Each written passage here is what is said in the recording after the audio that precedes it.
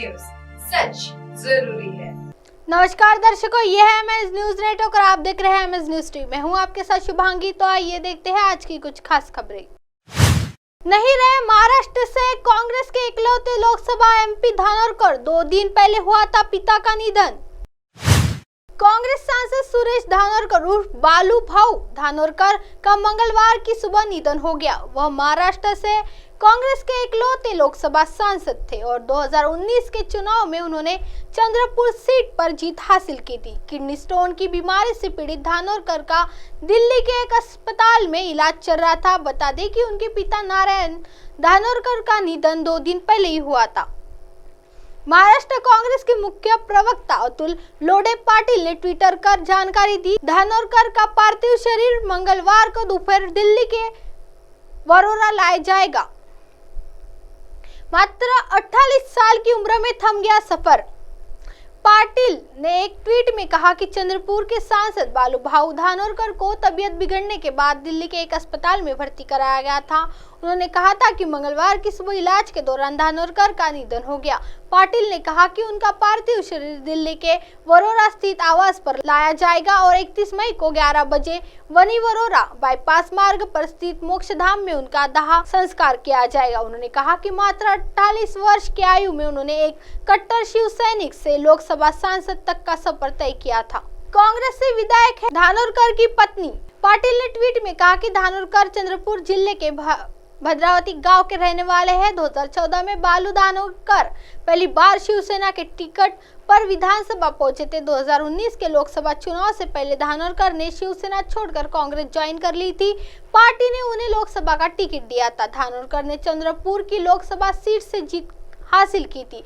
यह 2019 के चुनाव में कांग्रेस की इकलौती लोकसभा सीट रही। इसके बाद विधानसभा चुनाव में विरार वरोरा भद्रावती सीट पर धानोरकर की पत्नी प्रतिभा ने कांग्रेस के टिकट पर जीत हासिल की। आइए बढ़ते हैं अगली खबर की तरफ। जोड़ने की बात कहने वाले ही विपक्षी एकता को तोड़ने में जुटे, आखिर कैसे साथ आएंगे ये दल।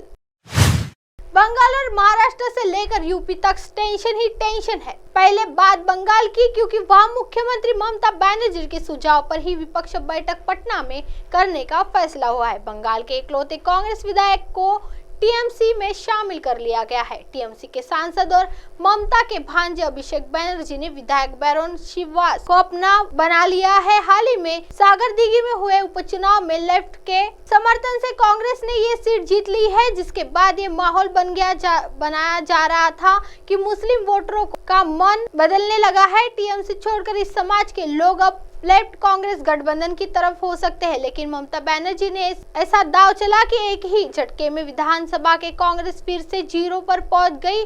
टीएमसी पिछले 3 चुनाव में लगातार सागरदीघी की सीट जीत रही थी। आइए बढ़ते हैं अगली खबर की तरफ। कोल्हापुर और पुणे समेत 3 जिलों में अगले दिन 4 घंटों में आंधी के साथ होगी बारिश।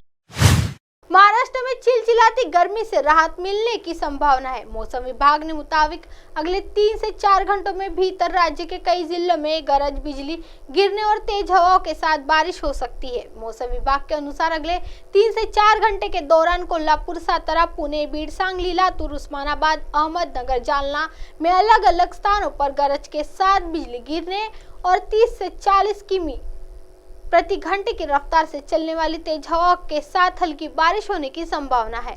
गौरतलब है कि सोमवार को राज्य के कई हिस्सों में गरज और तेज हवा के साथ बारिश भी हुई, जिसके साथ चलते बिजली के तार और पेड़ उखड़ गए। साथ ही कई घरों में बारिश का पानी घुस गया और नुकसान हुआ।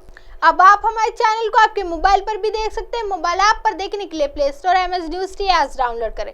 इंस्टा, ट्विटर, हाईकुक, फेसबुक और कई सोशल मीडिया के प्लेटफॉर्म पर हमारा चैनल उपलब्ध है। आप इसे यूट्यूब पर भी देख सकते हैं। आप हमारे चैनल को लाइव भी देख सकते हैं www.msnewst.com पर। फिलहाल वक्त तो चला दर्शकों ब्रेक का। ब्रेक से लौटने के बाद देखिएगा देश और दुनिया की तमाम खबरें। बने रहिए एमएस न्यूज टी पर। नमस्कार।